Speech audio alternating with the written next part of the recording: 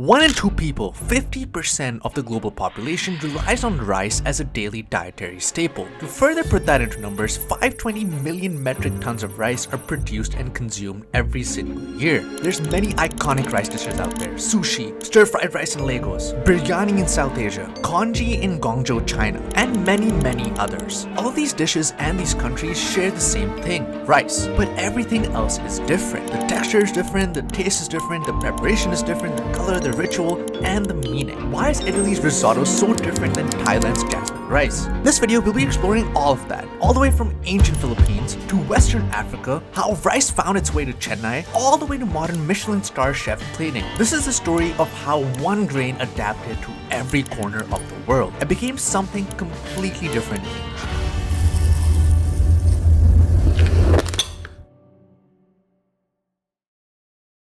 We need to take it all the way back, and I mean literally all the way back. Rice-like language has many beginnings. It wasn't invented in one place, it was domesticated independently, shaped by people and their environments. Two main different types of rice emerged. Domesticated around 9,000 years ago in the Yangtze River Valley in present-day China, it spread east to Korea and Japan, and also south to Vietnam, Thailand, Laos, and Cambodia. It further developed two major subspecies: indica, long grain, non-sticky, fluffy when cooked rice, grown in tropical climates, think India, Bangladesh, southern China, and Southeast Asia. Also japonica, short grain or medium grain, sticky, moist texture, grown in temperate climates, for example Japan, Korea, and northern China. This rice accounts for 90% of all rice produced worldwide. The other type of rice was African rice, a completely different species, domesticated about 3,000 years ago in the inland delta of the Niger River, in present-day Mali. This adapted to local African conditions, droughts, floods, and poor soils. It's way more resilient than Asian rice in many ways, but also lower yielding. Most rice consumed is in fact Asian rice, but in some African communities and African descended communities in the Americas, people have preserved cooking traditions that trace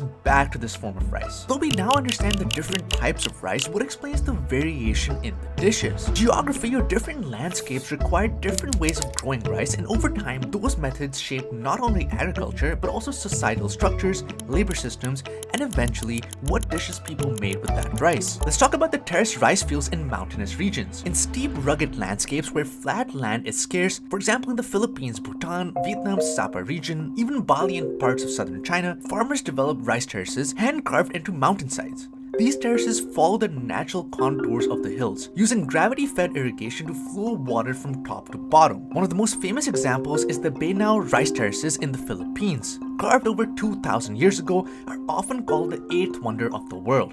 They can stretch up to 1,500 meters above sea level. And apologies for butchering the pronunciation, but these rice terraces are actually stunning. These regions often grow sticky rice, which performs well in cooler, high-altitude climates. On the other hand, in river valleys and floodplains, the paddy rice system was king.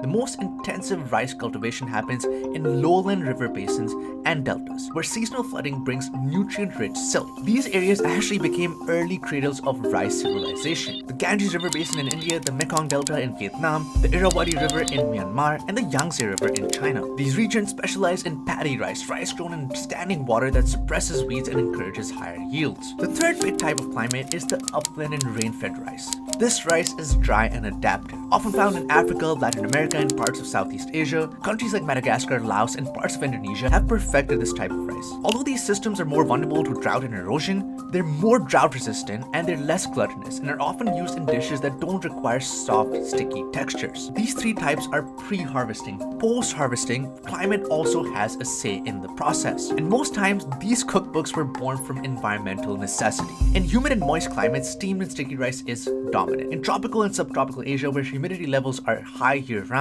mold and spoilage can happen fast. That's why rice in these regions is typically eaten fresh, prepared simply, and served moist. Think sticky rice in Thailand and Laos, or fluffy jasmine rice in Cambodia. Sticky rice varieties tend to last edible longer, without refrigeration, and steaming helps eliminate bacteria. In arid climates like parts of India, the Middle East, North Africa, and Central Asia, moisture is scarce and food must be preserved. Here we see the rise of pilaf-style dishes. Rice is first fried in oil or ghee, then cooked with broth and spices. Oil coating protects the grain and slows down spoilage. Spices like turmeric, cinnamon, and cardamom add both flavor and antibacterial properties. These methods allowed cooked rice to last longer, essential in places with limited refrigeration or access to fresh meals. Famous examples include the biryani of Hyderabad or the Uzbek pulao or pilaf, oil-rich, slow-cooked, and layered with meat, which was actually a luxury back in the day in arid conditions. Both of these are delicious, I can say from first-hand experience. I'm getting hungry just thinking about them. In coastal and island nations, we see the rise of coconut rice. In tropical nations like Indonesia, the Philippines, or Sri Lanka,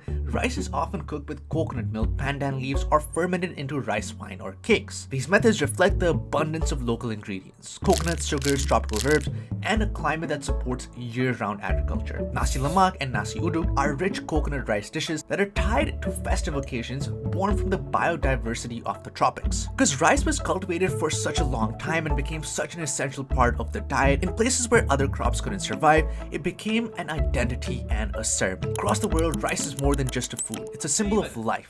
Where's the rice in the kitchen? I can't find. Oh yeah, we ran out of rice yesterday. Okay, why you don't get some more? Well, it's lockdown right now, so you can't go to Chinatown. So we can't get rice? Yeah, we can't buy rice right now. A form of offering, a tool of blessing, and a foundation of national identity in some cases. Japan in particular views rice as a sacred crop. It's a sacred gift from the gods central to the country's Shinto belief system. Shintoism is Japan's indigenous spirituality. It views rice as a divine substance. It is offered to the kami, or spiritual deities, in shrines during rituals and festivals. Sake, or Japanese traditional rice wine, is considered holy and is often used in ceremonies like Shinto weddings or seasonal rites. The imperial household also conducts the Ninamisa, an ancient harvest ritual where the emperor offers the season's first rice to the gods before consuming it himself. This has been a long-held tradition in the imperial household. The Daijosai was once performed in an emperor's reign. The Daijosai was a sacred Shinto Thanksgiving ritual that evolved entirely around rice grown in specially selected paddies across Japan. Similarly, in India, rice is a symbol of prosperity and blessing. It has tremendous spiritual and religious use. Rice is used as an offering to Hindu deities in temples and household altars. During pujas or prayer rituals, rice is often dyed with turmeric and sprinkled to bless individuals or spaces. Going a bit further east, China also worships rice. Offerings of cooked rice are presented at ancestral altars to honor departed family members, especially during Qingming festival. During Lunar New Year, sticky rice-based foods like niangao are eaten for good fortune and prosperity. Niangao is a homophone for higher year, symbolizing growth and advancement. Zhongzi, sticky rice wrapped in bamboo leaves, is eaten during the Dragon Boat Festival in memory of the poet Chu Yan. The Mid-Autumn Festival includes moon cakes filled with rice paste or lotus seed paste, symbolizing family reunion.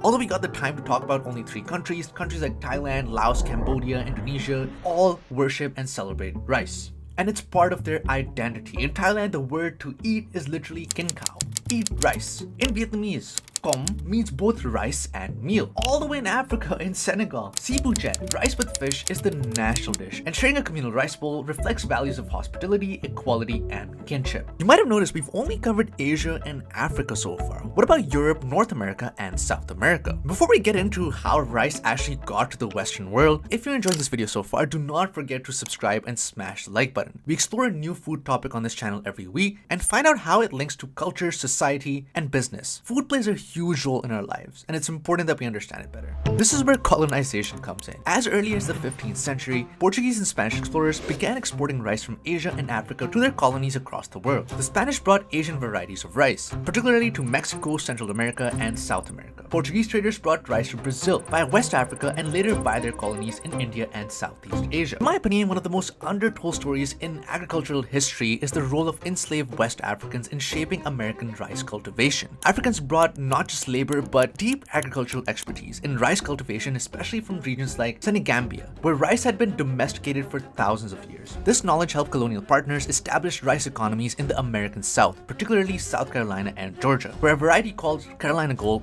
flourished. By the mid-18th century, South Carolina was exporting over 50 million pounds of rice annually. much of it cultivated using African irrigation, planting, and harvesting techniques. Carolina gold became one of the first cash crops of the American South, not because colonists invented rice farming, but because the Africans gave them their agricultural systems. Even after the abolition of slavery, European empires needed new sources of cheap labor. Enter indentured workers from India and China. Between 1834 and 1920, over 1.5 million Indians were transported to colonies like Fiji, Mauritius, Trinidad and Tobago, Guyana, and South Africa. They brought with them basmati rice, spice-rich recipes, and cooking techniques that still form the foundation of many national dishes today. In places like Trinidad, you'll find dishes like dal and rice or rice with curry goat directly tied to Indian heritage. Chinese migrants were sent to Malaysia, Indonesia, Vietnam, and parts of the Caribbean. They brought with them rice noodles, congee, soy-based cooking, and stir-fry techniques. Although in Hawaii, Chinese and Japanese workers introduced new rice varieties and influenced the creation of dishes like loco moco, which is simply rice, burger patty, fried egg, and gravy. So this fusion of culture also created fusion dishes. Britain colonized India and took some flavor, thankfully, making dishes like category, a British reinterpretation of Indian khichdi, adapted with smoked fish and hard-boiled eggs to suit British palates. In Latin America, dishes like arroz con pollo, rice with chicken emerged, a blend of Spanish and African cooking methods.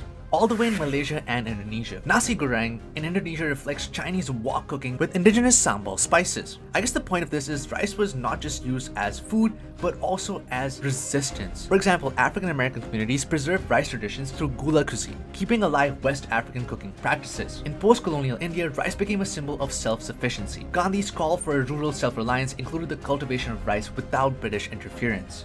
Rice was a sign of resistance and reinvention back then, and because of its adaptability and deliciousness, rice underwent a massive transformation in the 20th century. Not in flavor, but in function. What was once a deeply regional, ritualized, and diverse grain became a standardized global commodity. The Green Revolution in particular was a turning point for global rice production. Beginning in the 1940s and intensifying in the 1960s, scientists developed high-yielding varieties, or HYVs, semi-dwarf rice varieties like IR8, which could produce 2 to 3 times more grain than traditional types when grown with synthetic fertilizers and irrigation. The goal was to end hunger in countries like India, the Philippines, and Bangladesh. IR8 helped increase yields in Asia by over 30% between 1966 and 1980. It sounds good, but there were some massive consequences. HYVs replaced local heirloom rice varieties, some of which had evolved over thousands of years. These varieties often required more water, chemical fertilizers, and pesticides, leading to soil degradation and loss of traditional farming knowledge. We can see these effects in 2024.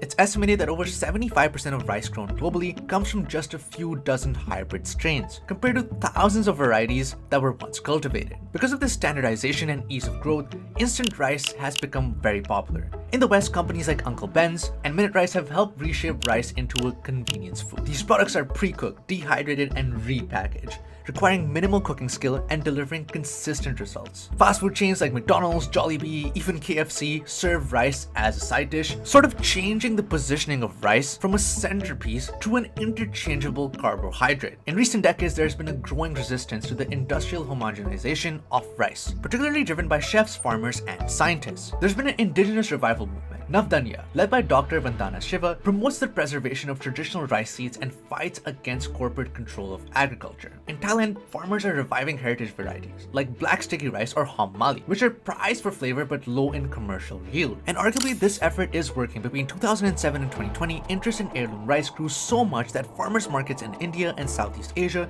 saw a 40% increase in heritage rice sales. Even high-end restaurants in Tokyo, Manila, New York are now serving hyper-regional rice, often naming the exact grain type and region. One thing is certain, rice is not going anywhere, particularly with immigration and diaspora communities. In London, Toronto, New York, and Paris, second-generation immigrants are remixing traditional rice dishes with modern techniques. Korean bibimbap with quinoa, Cajun jambalaya with African spices, Bengali biryani with vegan twists. I know for some of us this might not seem that appealing, but the point is, rice is versatile, it's resilient, it stayed with us for thousands of years and will continue to provide us with clean calories for the coming thousands of years. That is its beauty. You can choose to have it in any form. One thing is for certain, it will always give you a good meal. As always, if you enjoyed this video, do not forget to subscribe and smash the like button. We explore a new food topic on this channel every single week and explore how food interlinks with society, culture, and business. Food plays a huge role in our life, and it's important that we understand it better. I hope you enjoyed this, and I'll see you in the next one.